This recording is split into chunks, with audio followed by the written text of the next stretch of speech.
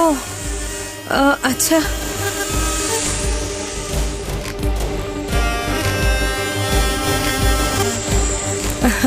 তার মানে তুমি এটাই বলছো তো গেট টুগেদার আছে, আমাদের যেতে হবে।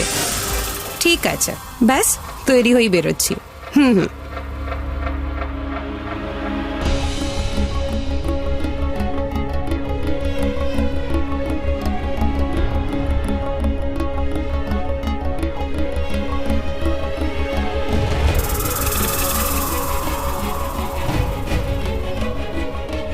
শিবান্যা, শিবান্যা তুমি এখানে? মানে বলছি যে এতক্ষণ তো কেউ ছিল না, তুমি কখন এলে? মা মা ওই আমি। কি কি হয়েছে বাবু? তুমি এত ভয় পেয়ে ঘাবড়ে আছো কেন? মা মা মা মা আমি সাপ দেখেছি। কি? সাপ? কোথায়? মা গার্ডেনে। গার্ডেনে? চলো আমার। না না না, আপনি তো জানেন আমি সাপে কত ভয় পাই, তাছাড়া এতক্ষণে চলে গেছে হয়তো। জানি না কোন জন্মের প্রতিশোধ, বুঝতে পারছি না যে এই সাপ আমাদের পরিবারের পিছু ছাড়ছে না কেন। সব রকম চেষ্টা তো করলাম, এখন বুঝতে পারছি না যে করব তো কি করব। কে জানে কি লেখা আছে আমাদের ভাগ্যে।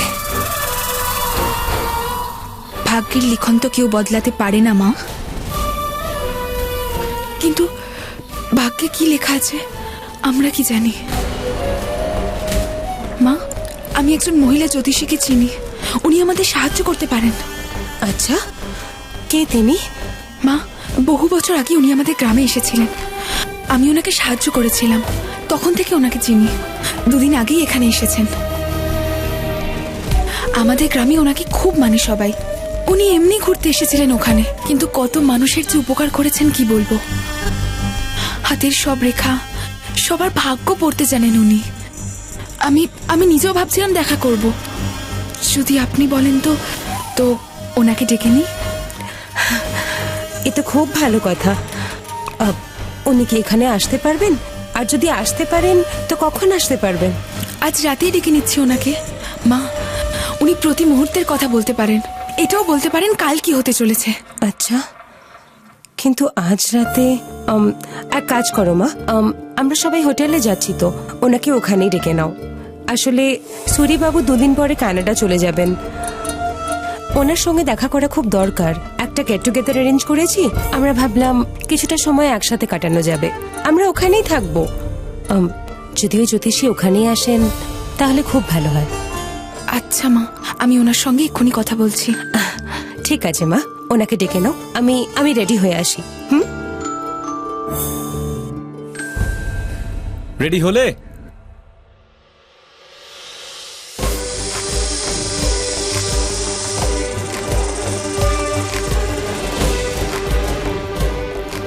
শিবানিয়া, তুমি এখনো রেডি হওনি? আমরা লং ড্রাইভে যাচ্ছি, মর্নিং ওয়াকে নয়। সকালে যাবার হলে রাত থেকে রেডি হওয়া উচিত তোমাদের। শিবানিয়া,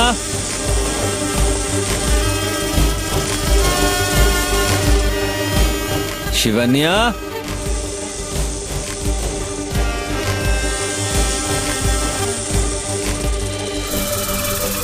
শিবানিয়া,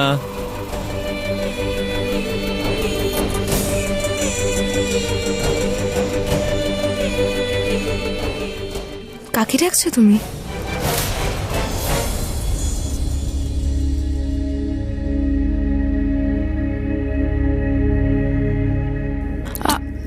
কি যেন বলেছিলে? নাগিন তুমি, জানলা দিয়ে এসে যাও, উবেও যাও, কে জানে এত কিছু কি করে করো। অবশ্য ঠিকই বলেছ তুমি, আমাদের মেয়েদের রেডি হতে অনেকটা সময় লাগে, কিন্তু একবার রেডি হয়ে গেলে আমাদের দিক থেকে চোখ ফেরাতে পারো না তোমরা।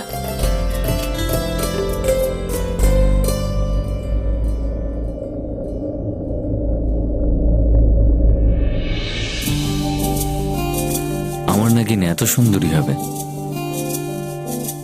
সেটা আমি জানতাম না।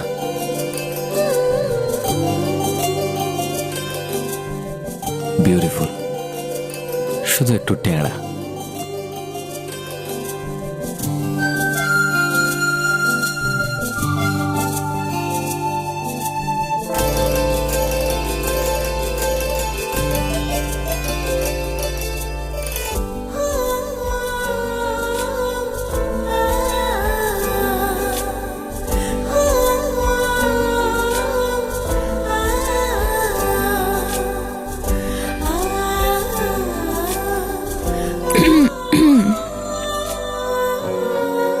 ড্রাইভে যেতে হবে, মর্নিং ওয়াকে নয়। চলো এখন।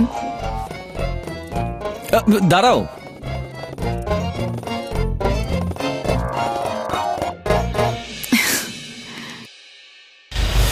আরে ওটা কি? মনে হচ্ছে কারোর ছবি। 1 মিনিট দাঁড়াও।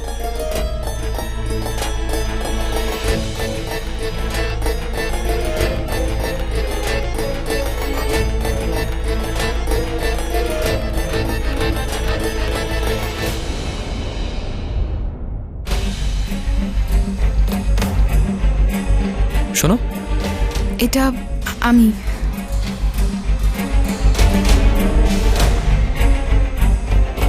লুকোচ্ছ কেন? আমি দেখে নিয়েছি।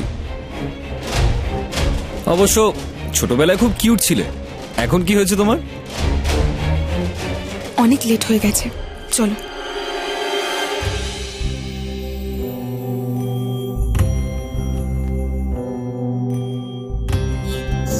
আরে মা, তুমি কোথাও যাচ্ছ? আমি নয়, আমরা সবাই একসাথেই হোটেলে যাচ্ছি। তোমাদের সূর্য আঙ্কেল কানাডা ফেরত যাচ্ছেন, তাই আমরা ভাবলাম একটা গেট টুগেদার রাখা যাক। আরে আমরা কি করব বড়দের মাঝখানে? কাজ আছে, একজন খুব বড় জ্যোতিষী ওখানে আসছেন, আর আমি চাই যে তুমিও একবার। মা, তুমি জানো তো আমি এসব জ্যোতিষী, পণ্ডিত, বাবা এসবে বিশ্বাস করি না।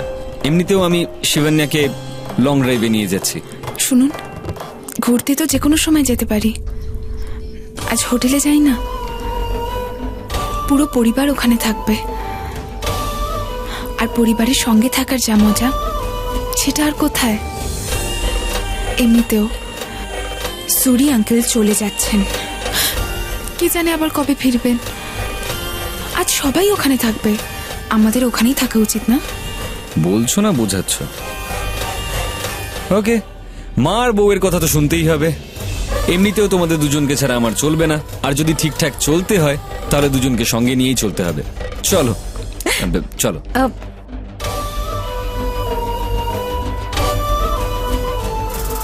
সূরি, তোর জীবন এবার শেষ হতে চলেছে, আমি আসছি।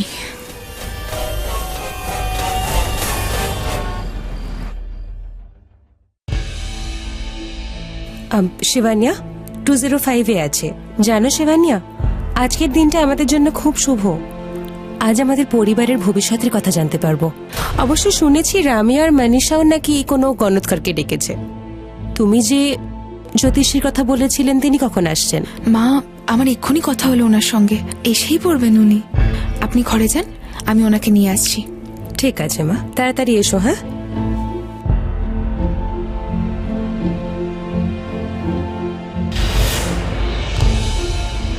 রুম নাম্বার 205টা কোথায়? ইনি ওই জ্যোতিষী মনে হচ্ছে যাকে রামি আর মনীষা আন্টি ডেকেছেন। এ তো ভেতরে চলে যাবে, তাড়াতাড়ি কিছু একটা করতে হবে।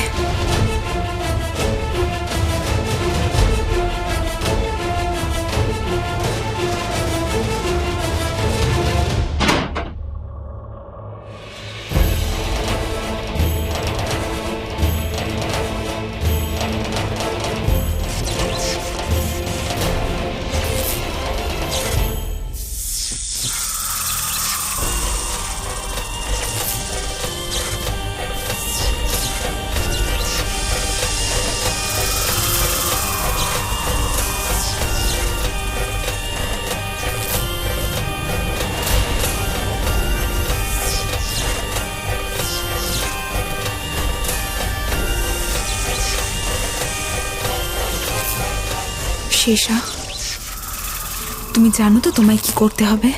ওই খুনি সূরির দুর্বলতা হলো ওর বউ, আর সেখানেই আঘাত করতে হবে। শুধু একটা মুশকিল হয়েছে, আমি যে জ্যোতিষীকে ডেকেছিলাম সে আসার আগে এই জ্যোতিষী এখানে এসে গেছে। আমার কাছে আর কোনো উপায় ছিল না।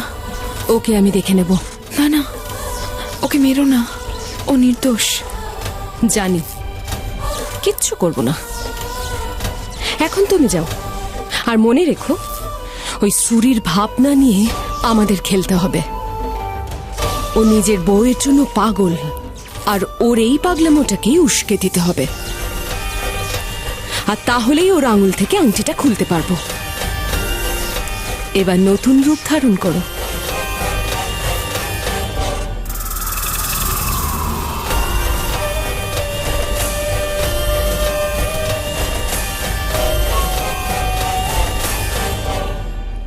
আরে বৌদি, ওয়েলকাম। আরে, নমস্কার বৌদি, নমস্কার। ভাই, আরে ঋত্বিকা চলে এসেছে, কেমন আছো? আসুন আসুন, এনজয় দ্য পার্টি। রমেশ, শোনো না, শিবানী একজন জ্যোতিষকে ডেকেছে। আমি ওকে বললাম ওনাকে এখানেই ডেকে নিতে। ওহো বৌদি, এই যে জ্যোতিষ ফতিস রয়েছে না, এগুলো সব ওল্ড ফ্যাশন। আমি না একজন ফেস রিডারকে ডেকেছি, আমার বন্ধু মুখ দেখে বলে দেয় আন্নু কর। তুমি আবার সবার মাথা খাওয়া শুরু করলে। ইয়ামিনী, আমরা এখানে পার্টি করতে এসেছি আর তুমি এখানেও শুরু করে দিলে। আরে ছেড়ে দে ভাই, আসতে দে, একটু এন্টারটেনমেন্ট হয়ে যাবে আমাদের। আর এটাও জানা হয়ে যাবে যে আমাদের ভাগ্যে কি কি লেখা আছে। এসে গেছে।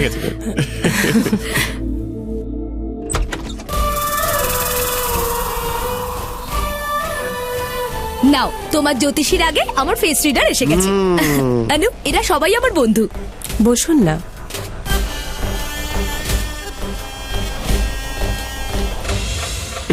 নমস্কার। জানেন তো, কিছু মানুষের ভাগ্য ভগবান লেখে, কিন্তু যেখানে সুরি সেখানে ডোন্ট ওয়ারি, সুরি নিজের ভাগ্য নিজেই লেখে। হ্যাঁ, ভুল ধারণা আপনার। কিছু মানুষের এমন মনে হয় যে সে নিজের ভাগ্য নিজেই লিখতে পারে। আচ্ছা। ওপরে একজন বসে আছেন যে প্রতি মুহূর্তের কাহিনী লেখেন। উনি জানেন কাল কি ঘটবে। কে বলতে পারে কাল কি ঘটতে চলেছে? আমি তো ভয় পেয়ে গেছি। আপনি কি ভাবছেন আমি মজা করছি? না, আমি কখন বললাম আপনি মজা করছেন? এটা আছে আমার কাছে।